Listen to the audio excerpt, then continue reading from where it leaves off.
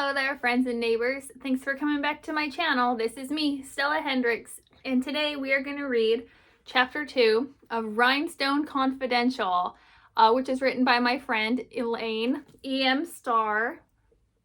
She is wonderful. I met her when I was working in my cousin's costume shop, actually. It was great. So, this is a story about her experiences when she worked backstage at Harrah's for the Showgirl shows and for a couple other shows, but the best ones for the Showgirl shows, of course. Chapter 2, Rehearsal. Swallowing hard did nothing to dislodge a lump of nerves sitting in my throat, but I smiled brightly at Joan when she offered me a chair next to her in the wardrobe room. It was my first night on the job, and I wanted to make a good impression. I'd been training for 2 weeks, only one night a week to accommodate my classes. Here's a notepad and a pencil to make your cue sheet, Joan said, handing me a yellow papered legal pad. Just write what I tell you. It won't make sense now, but it will after you go through the show with me. But first I'll take you to the cafeteria and we'll get some dinner. I could already tell this was going to be a welcoming place to work, and I marveled at my good luck, realizing that even though I hadn't yet graduated, my schooling had led to the interview that landed me the job. Feeling stagnant and restless in Reno, I had decided to spend a semester in New York City attending the Fashion Institute of Technology. After returning home, I enrolled again in UNR to continue my journalism studies. I went from class to class, hiking across the tree-lined campus and breathing the fresh smell of pines, wishing it was bus exhaust instead. I missed walking up 7th Avenue to my concrete school building, yellow cabs whizzing by. When I caught sight of the street sign on every corner that read Fashion Avenue, the nickname for 7th Avenue, it gave me a little zing of delight. I made sure to pick up my pace and keep up with the native New Yorkers so I wouldn't be mistaken for a vapid tourist as they ambled along, gawking at the famous landmarks.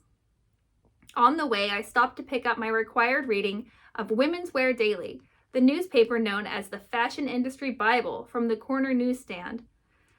Now that I was back in Reno, I couldn't stop moping around the house, pining for the city. I told my family that although I enjoyed my journalism studies at UNR, I missed my school in New York. You should take a costuming class, my sister said.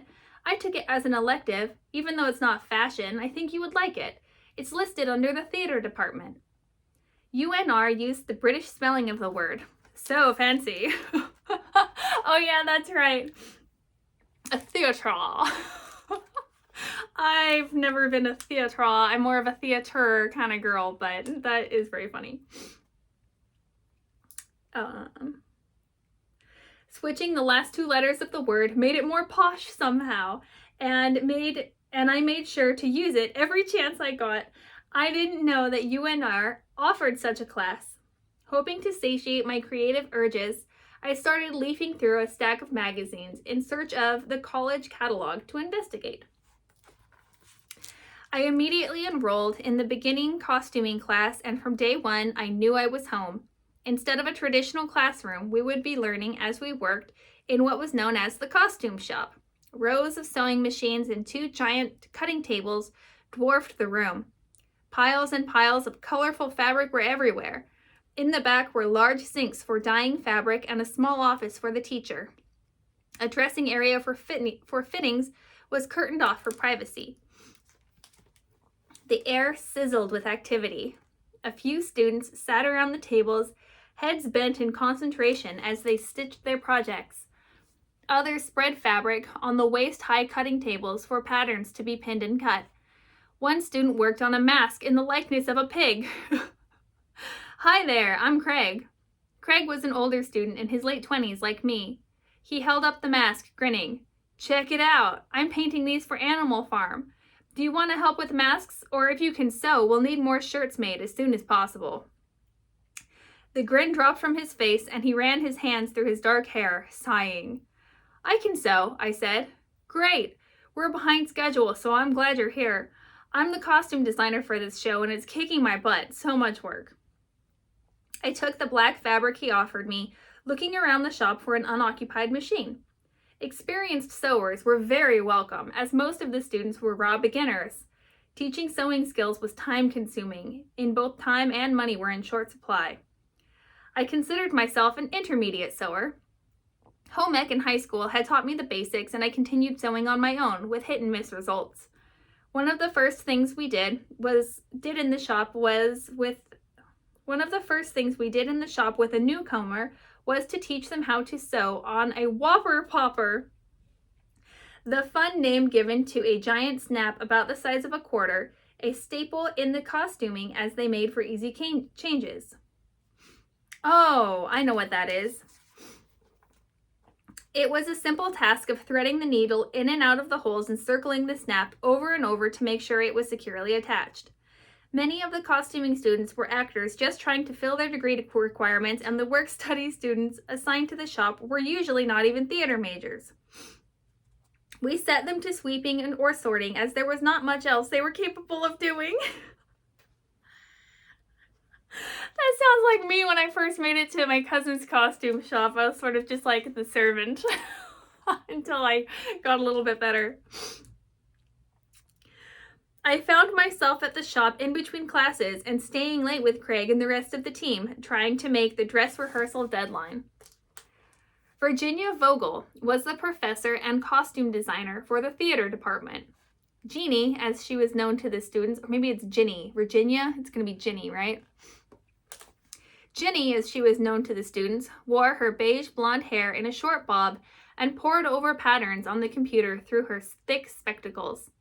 A pioneer in drafting costumes on the computer by inputting measurements, her findings were mentioned in my textbook. With more talent in her little finger than I could ever hope to have, I absorbed her every word as though it were gospel itself.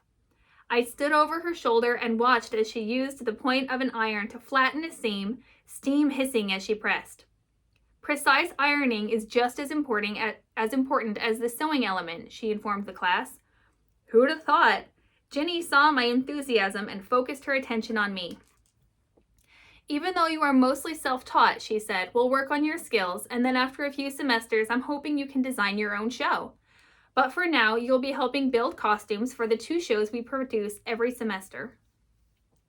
I kept hearing that puzzling term thrown around the shop. Build, I correctly deduced, was the term used in professional costuming rather than make. I dove into the costuming program and added a theater minor to my journalism major. I still thought longingly of my fashion journalism classes at FIT, but I could tell this program was going to help ease my homesickness for New York. I was working with suit designers who were ahead of me in the program until Ginny approached me with a project for an upcoming musical, The Mystery of Edwin Drood. The show is based on the unfinished Charles Dickens novel and has won 5 Tony Awards. Would you like to take one of my sketches for Drood and see it through to completion? She asked. No one else would be building the costume but you. You'll need to draft a pattern and I'll show you how to make corsets and bustles. Usually, the costumes were made by many hands. Students would work on costumes in its various stages depending on their abilities. I eagerly took on the assignment. Work on the play had started weeks ago. All of the women's dresses would need a bustle. A bustle is a padded undergarment used to add fullness at the back of a woman's dress in the mid to late 19th century, the period in which Drood was set. We had been cutting strips of canvas and ruffling them in preparation for sewing together.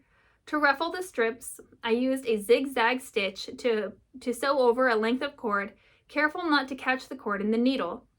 Once finished, I pulled the cord together to gather the strip. We sewed as fast as we could, not stopping to change thread color, praying that the temperamental machines wouldn't jam. They were quality machines, but showing signs of wear, and there were no plans to replace them anytime soon. Ginny invited me to go shopping for fabric to start the build. Armed with the binder of her designer sketches, we arrived at the fabric store. To my surprise, she headed straight to the upholstery section. I caressed the weighty silks and brocades, trying to imagine them as gowns and not drapes. We selected satiny fabrics in pale blues, peaches, and greens to match the drawings.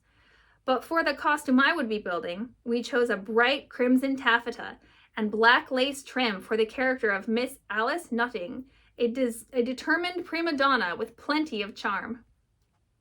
In addition to sewing skills, I was also learning the concepts of design. Choices of garments and color to create the overall appearance of a character or performer is made after an analysis of the script, choreography, and musical composition. Research of the world the character is inhabiting is also done. A good designer will establish personality through costuming. Miss Alice Nutting would stand out from the rest of the pastel ladies in their high necks and long sleeves. The jarring colors of her strapless gown would send a message to the audience that she chafed against the social norms of her time and was sure to stir up trouble. She sounds great. Before I cut into the beautiful fabric, there were many steps to complete. I was learning to curb my impatience and slow down. My impulse would have been to skip ahead and get right to it, but instead I took a deep breath and started by measuring the actor who would play Dot. I had learned measuring skills in the beginning costuming class. Ideally, the actor would be in the tightest fitting clothes possible, and if not, we would ask them to lift bulky garments out of the way so as to get an accurate measurement. The trick in measuring a female's chest was to have them hold the tape measure against the center of their bust while taking note of where the ends meet in the back. Another delicate measurement was the leg inseam. To avoid awkwardness, all we had to do was hand the end of the tape measure to the actor to hold along the inside of their crotch while pulling the other end down to the floor. Once the measurements were completed, patterns were drafted. I learned to draw patterns by hand using a store-bought pattern as a guide. I rolled out the paper that came in a 5-foot-long roll onto the cutting table, and we began sketching the pattern. The shapes were all cut from muslin, using the paper pieces for the pattern. After completing the entire costume out of muslin, the actor was called in for a fitting by placing a notice on the call board. Pinning and marking the muslin to get an accurate fitting, the next stop was to rip it apart, using a seam ripper. Now usually I could cut the gorgeous fabric, using the adjusted muslin pieces as the pattern. Once the fabric was cut, we used the matching muslin as a lining. This made for a durable costume that should last through many performances under the hot lights. For the corset, I sewed casings along the seams, and then I slipped in steel bones, which are long strips of pliable metal. There was no slumping once the tightly fitted corset was put on. The bones forced the actor into an upright position, helping the actor slip into character. I love corsets. I think that obviously you have to put them on right, but I think they're comfortable and they sucking your belly and they're great. Every minute I was spent working on Drood. Every minute was spent working on Drood. Luckily, even though female costumes were incredibly laborious, the male costumes could mostly be pulled from stock. A huge room across the hall held all the extra costumes, and students were kept busy finding menswear in the correct sizes and colors. When the phone rang in the middle of a busy day, it was not good news. We were being asked to make an entire woman's costume for one of the head ushers who was the wife of a faculty member. It felt like the last straw. Because of the lack of experienced sewers, the task was left to Ginny, who pulled several all-nighters to complete the costume. After the costume was finished, I looked closely at Ginny's sketch and realized Miss Alice Nutting was wearing spats over her character shoes. All of the women were wearing the medium-heeled shoe commonly worn when performing in theater productions. They had an ankle or T-strap and a pump front. Because they were expensive and many of the students were pinching every nickel, we had a huge box filled with various sizes and colors of character shoes. Most were pretty battered, but still wearable. They came in black or tan, but with some red spray paint and spats, the shoes would look a little like a boot. I'd never made spats before, but Ginny put on the shoe and I used her foot as a model to drape the muslin, marking the cutting lines with my pen, and after the muslin fitting, I carefully cut out the spat pieces from supple red leather scrap. Now the costume was complete. From there, I eventually went on to partially design my own show, sketching out the costumes for the fairies in A Midsummer's Night Dream. That would be a fun one!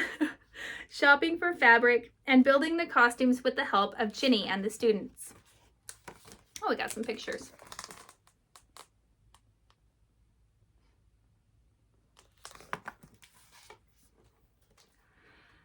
Meanwhile, I had landed a public relations internship at the local power company and scheduled my classes around my new office hours. I had my own cubicle next to the company's graphic designer who gave me a friendly hello each morning. I was excited to be close to an artist and would discreetly crane my neck in his direction, trying to see the artwork for his projects.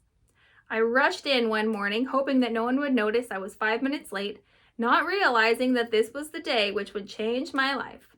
I set my costume books on my little desk with the hopes that I could get some studying in on my break. My graphic artist neighbor leaned over, adjusting his glasses as he peered at the titles. "Good morning. What are you reading? Are you taking theater classes?" he asked. "Just some research books I'm reading for a school project," I replied and told him about my minor. "I love fashion and costume design. I'm just doing this for fun. I don't expect it to go anywhere." The next week, he was waiting for me as I arrived at my desk. "Would you be interested in a part-time job working with wardrobe for Harrah's Casino in the new Sammy showroom? My wife works there as a lighting tech, and they need help with the shows." This was unexpected, and I wasn't sure how to answer. "I'm focused on my public relations career, finishing school, so I don't know if I'll have availability," I said at last. "Just have lunch with my wife and let her explain what they need. They're desperate to hire someone and would be flexible with your schedule." I had no idea what an opportunity was being handed to me. Still ambivalent, I agreed to meet with her. At lunch with my coworker and his wife, I listened distractedly as I speared spinach leaves coated with hot bacon dressing into my mouth. Just as I was thinking this was a waste of my time, but at least the food was delicious. His wife leaned over her plate of pasta and spoke to me urgently, her bright red bob bouncing as she pointed her fork towards me. At the time, I would have been shocked to know it was a wig, but it was just one of many situations that seemed perfectly normal the longer I was in showbiz. It's true. "We're in a jam and could really use you, even if it's just one night a week until you're done with the internship. One of the wardrobe techs quit because of all the recent changes. Unfortunately, that department's benefits were cut when Harrah's closed the headliner room and renamed it Sammy's showroom. I also found out later that some of the senior crew felt that running a review was insulting after working with big-name stars." Ugh, dumb. I already didn't have benefits, so it was not an issue for me, and I definitely wasn't looking for any prestige.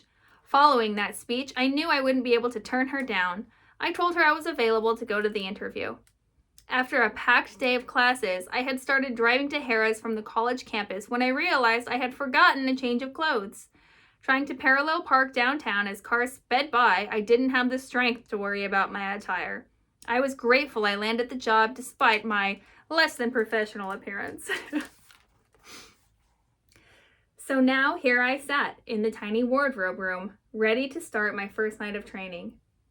"I came from the Cabaret wardrobe," Joan said. "When they closed, we had to all reapply for our jobs to work here in the Sammy's showroom.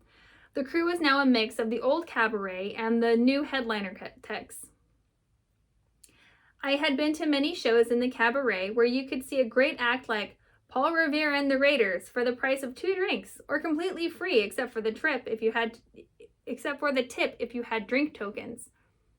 They chose the name Sammy's Showroom after Sammy Davis Jr., who has performed over 40 shows on this stage," Joan informed me. I was glad they had chosen to honor Sammy. When he first started performing in Harrah's in 1967, he was not allowed in the front door according to the racist laws of that time. But Bill Harrah thankfully did not enforce this inhumane rule.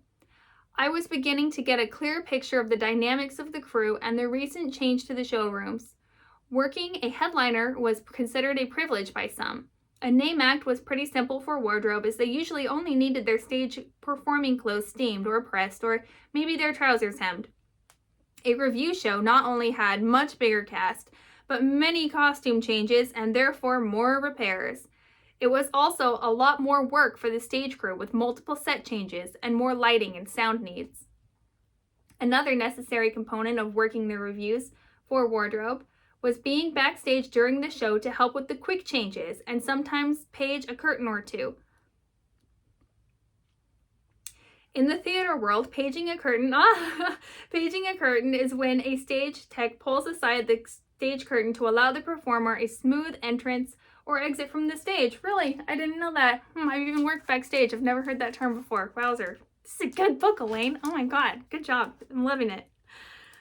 If a tech misses a curtain page, the performer can be left fumbling in the dark, fighting to find an opening to get through. Oh God, we've all been there trying to get through the curtain, right? With the previous wardrobe girl gone, Joan worked alone 6 nights a week with Skip's wife, Elaine, at least she spelled it differently, only working occasionally as a relief. So they were looking for another employee to share the job with Joan. Joan and I headed upstairs at the top of the show with me clutching my notepad ready to be filled with all the cues I needed to learn. When you first hear the notes of all that jazz, go to stage left and be ready to hold the curtain open for the girls to exit, said Joan. This is the first cue of the show. Next, you'll go to stage right and help Mava with her gloves. They need to be all the way up on her bicep or they will slip down. The choreography for this number is kind of crazy. Marva held her arm straight for Joan to tug the gloves up past her elbow where the elastic gripped her upper arm snugly. Joan nodded at me to do the same thing to her other arm. I trailed behind Joan, scribbling furiously, trying to keep up and stay out of the way as dancers ran off and on the stage. Would I ever be able to do this on my own, I worried. The action seemed never to stop. I would need to think fast on my feet. Our cues were done for the moment, so we returned to the wardrobe room. I'm going to show you how to fix fishnet tights, Joan said. It's not hard once you get the hang of it. She handed me a pair of the tights, and their rough texture surprised me. They weren't soft and flimsy like I thought, but rather strong and highly elastic. These were working tights, not just for looking pretty. Next, she gave me a white wooden board shaped like the tip of a surfboard. Pull the tights over the board until you see the hole. This gives you a steady surface to work on. I leaned in to take a closer look. It turned out the tights were not just strings joined together to make a checkered pattern as I had assumed. The strings were actually chains, stitched together. 5 chains made one side of a square. My crocheting skills proved useful. After just a few tries, I caught on and my repairs started to look decent so I could help make a dent in the never-ending stream of ripped fishnets. The girls were each given 2 pair of tights when they opened a show or were hired onto an existing show. They were worn over bare legs and gave the dancers support to reduce any jiggle and evened out the dancer's skin tone. Once they were beyond mending, either from a giant rip or too many repairs, they had to purchase their own. They were not cheap at $18 a pair. To repair the tights, we used a thread that matched the fishnets almost exactly. For the black performers, we dyed the tights with coffee and used thread to match those tights. We wove the thread to form squares and matched the size of squares in the fishnets. I learned that tights came with rules. We didn't have to fix a hole if it was bigger than a quarter. Also, tights needed to be washed before giving to us for repairs. However, I broke both rules frequently. For one, I liked the challenge of fixing a giant hole as perfectly as possible, but in reality, when a hole was too big, it didn't look right on the dancer's leg as the thread we used did not have the stretch needed to match the rest. But a rule of only repairing freshly washed tights made sense. If a dancer had only 1 pair of tights and ripped them during the first show and needed them for the second show, I felt I had no choice, and I didn't mind. After all, the show must go on, right? I got so proficient that when a dancer presented me with a tear in her behind with only 2 minutes behind numbers, I grabbed my thread and got started, pulling the tights away from her flesh. The only rule was to make sure I didn't accidentally stab the dancer with my sharp needle. This famous quote was going to be part of my life for the next 15 years. Somehow Sometimes I was instrumental in the show going on, and one unfortunate night I was responsible for it stopping completely. Oh, Elaine, what did you do? Backstage during the show, I inhaled the intoxicating fumes of cheap body spray mixed with sweat and felt a wave of excitement surge through me. The loud music thumped in my ears. When a number ended, the performers would exit through the curtain wings, and the techs were pushing or pulling sets on and off stage. One of the first things I learned was to be careful where I stood. "Watch out," Joan pulled me back by my elbow. "You can't stand here when a number ends. You'll get mowed down by the dancers trying to make their next change." She wasn't kidding. They ran full force through the wings, and I barely stepped away in time. I made a mental note to be sure to stay clear from now on. My eyes adjusted to the smoky darkness as I followed Joan or Elaine around with the cue sheet I had made and watched them do the quick changes with the dancers and singers. After a week or so of training, I started doing cues myself under my trainer's watchful eyes. I was starting to learn the performers' names and to figure out who was who. One night, a tall, handsome man appeared at my wardrobe office door, the front pieces of his blonde hair slicked back into a ponytail with the rest falling down his shoulder. This attractive style drove the fans in the audience wild, and I myself was not immune. I vowed to be professional, at least outwardly. I held out a slightly damp knee pad. There had been no time to wait for it to dry before repairing it for the next show. "Hey, Dennis, I replaced the elastic," I said. "This should hold you until they can get you a new pair." The boys needed protection when they did a running slide, slamming down hard on both knees for the opening number of High Voltage. The elastic on the pads wore out from being constantly wet with sweat. "I'm Mark. I'm a singer, so I don't need knee pads," he said. "But can you please fix my mic pack? There's a hole in the bottom from the weight. Maybe you can double stitch it?" Oh, crap. Between the cast and crew, I had a lot of people to keep straight, and it didn't help that 3 of the male performers had long blonde hair, and most of the female dancers all looked the same with their hair up in wigs or feathered helmets. I should have remembered Mark, though. His singing was powerful, and his radiant smile was dazzling.